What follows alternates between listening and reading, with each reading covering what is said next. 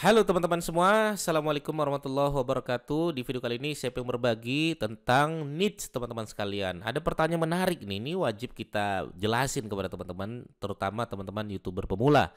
Mas, gimana sih cara kami menentukan niche atau tema di channel YouTube kami? Nah, ini penting sekali. Saya akan bedah teman-teman sekalian, maka teman-teman tonton aja video ini, teman-teman akan ketemu banyak manfaatnya. Simak terus video berikut ini.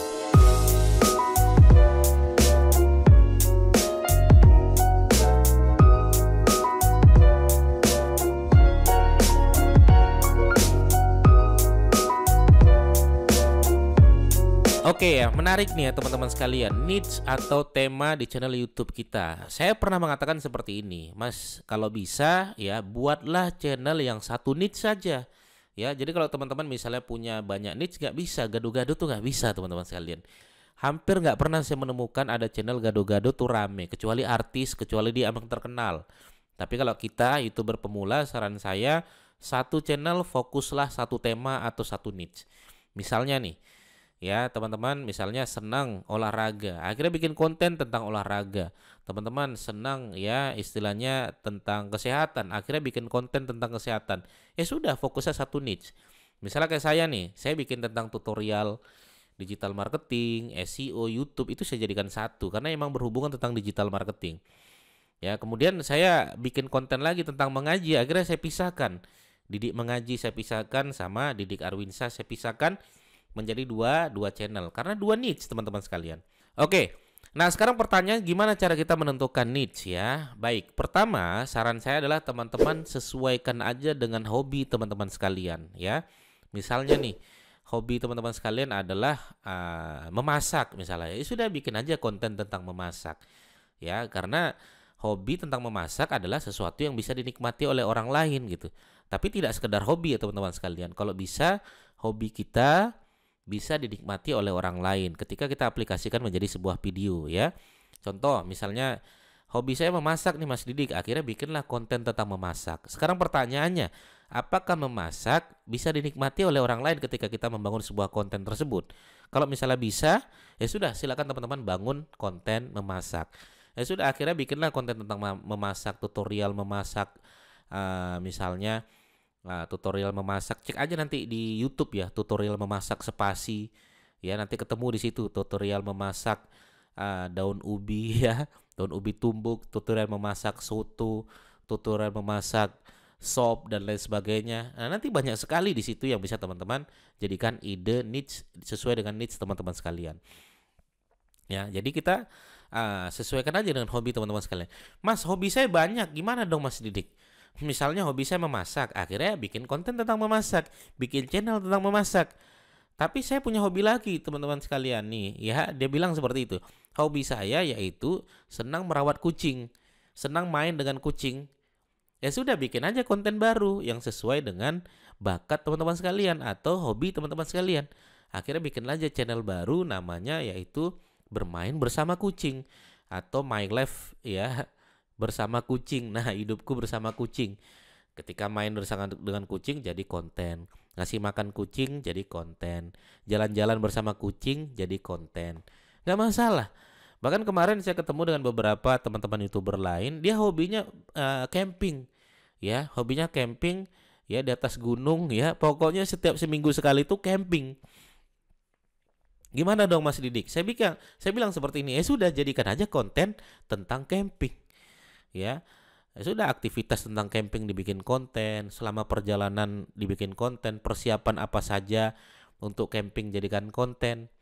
Ya, akhirnya kontennya walaupun seminggu sekali, tapi bikin videonya bisa sampai 7 kali. Ya, sekali perjalanan camping bisa mendapatkan 7 video, dibelah-belah saja, dipecah-pecah menjadi 7 video. Tidak masalah teman-teman sekalian. Nah, yang kedua, saran saya kalau teman-teman pengen strategi membuat niche di channel YouTube teman-teman sekalian, saran saya adalah carilah niche yang mudah diaplikasikan dan mudah dipraktekkan. Ya, misalnya Mas Didik, hobi saya atau niche saya pengen tentang animasi. Ya, sekarang pertanyaannya, animasi ini merepotkan teman-teman nggak? Ya, susah nggak bikin animasi? Kalau susah, ya mending jangan dulu.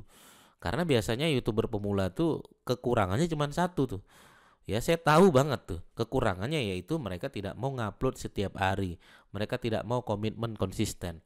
Ya sudah, kalau tidak mau komitmen dan konsisten, carilah ya konten-konten yang niche-nya itu tidak memberatkan kita, teman-teman sekalian, sebagai konten kreator. Ya, contoh kayak saya, kalau bisa dengan menggunakan HP, kalau bisa jauh lebih baik. Kalau bisa dengan menggunakan HP-HP murah saja tapi menjadi sebuah konten, mending itu saja kalau menurut saya.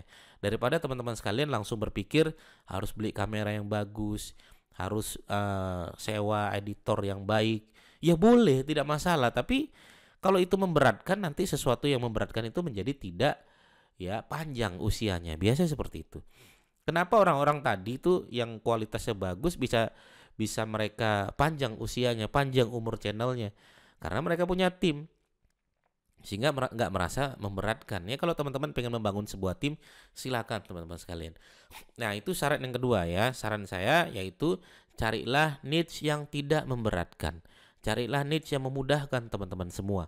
Ya sehingga teman-teman nanti bisa upload setiap hari. Jadi sehingga ya kontennya itu bisa bertahun-tahun, itu bisa ngupload setiap hari. Ya itu yang nomor dua. Nomor tiga adalah kalau bisa cari niche ya yang peminatnya itu lumayan banyak teman-teman sekalian. Yang peminatnya itu kalau bisa ya evergreen lah. Bisa dinikmati ya tidak hanya hari ini, tapi besok bisa dinikmati, lusa bisa dinikmati, tahun depan masih bisa dinikmati. Ya, saran saya cari niche yang seperti itu. Contohnya apa Mas Didik? Ya contohnya kayak memasak tadi, itu niche yang evergreen menurut saya. Ya, bahkan video-video memasak yang 2 tahun lalu itu masih bisa ada banyak yang nonton. Kenapa? Karena konten memasak itu adalah konten evergreen. Ya, kalau saran saya cari niche yang kira-kira evergreen, bisa dinikmati hari ini, bisa dinikmati besok, sampai mungkin tahun depan masih relate gitu ya. Konten niche yang sesuai dengan minat orang-orang ya. Jadi kita nggak sembarangan kita saja nih, karena gini ya. Orang kadang misalnya ditanya mau main YouTube apa? Saya tuh main YouTube itu agar bisa berbagi Mas Didik, agar bisa istilahnya untuk senang-senang saja. Itu nggak cukup teman-teman sekalian, ya. Nggak sekedar itu. Itu paling ya 6 bulan 7 bulan lah ya. Ini menurut saya teman-teman sekalian. Kalau tidak menghasilkan, membuat kita semangatnya rendah. Semangat kita tuh menurun kalau tidak menghasilkan. Tapi kalau menghasilkan, ya itu membuat kita semangat. Makanya saya tuh ya ketika mencari niche ya, nah ini keempat sekalian ya, carilah niche yang kira-kira kompetitornya banyak. Itu kalau saya tuh, misalnya saya pengen nyari ini tentang memasak, kita lihat banyak nggak kompetitornya. Banyak. Ngupload nggak mereka tiap hari? Kalau mereka ngupload tiap hari, kalau mereka rutin bikin konten, berarti ada sesuatu di sana. Itu mindset teman-teman sekalian. Makanya saya kadang lihat kenapa kok dia semangat banget bangun channel ya. Kenapa dia setiap hari bangun channel. Kadang dari pagi sampai sore bikin konten gitu kan. Setiap hari. Ketika ditanya ternyata ada sesuatu di sana. Dia bisa beli mobil di sana. Ya, dia bisa membahagiakan orang tuanya di sana. Dia penghasilannya besar. Karena ada sesuatu itulah membuat dia menjadi lebih semangat teman-teman sekalian. Ya. Oke, maka yang keempat kalau bisa carilah niche yang kompetitornya banyak. Untuk apa sih Mas Didi kompetitor itu? Saya melihat kompetitor tuh kadang saya kehabisan ide gitu, lihat kompetitor kok ada aja idenya ya. Oh hari ini dia bikin konten tentang ini. Oh hari ini dia bikin konten tentang memasak, bagaimana cara membuat bubur Manado. Oke, ikutin tuh kompetitor tuh. Ya, kompetitor pasti sudah melakukan riset dan lain sebagainya sehingga dia melakukan bikin konten itu. Tugas kita apa? Ikutin tuh. Oh dia bikin konten seperti itu, tapi jangan sama plek ya teman-teman sekalian ya. Di remake aja. Oh versi dia seperti itu. Oke saya akan membuat versi saya. Jangan plagiat ya. Versi kita, oke versi kita seperti itu dengan cara kita. Ya kita lihat kompetitor kita yang lain upload setiap hari, semangat setiap hari. Kalau mereka melakukan seperti itu berarti ada sesuatu. Ya sehingga kita bisa tiru tuh. Oh begini begitu dan lain sebagainya. Oke, ya begitu teman-teman sekalian. Bagi teman-teman yang bingung menentukan niche di channel YouTube-nya, silakan sesuaikan aja dengan hobinya. Pastikan cari yang mudah diaplikasikan dan tidak memberatkan kita semua.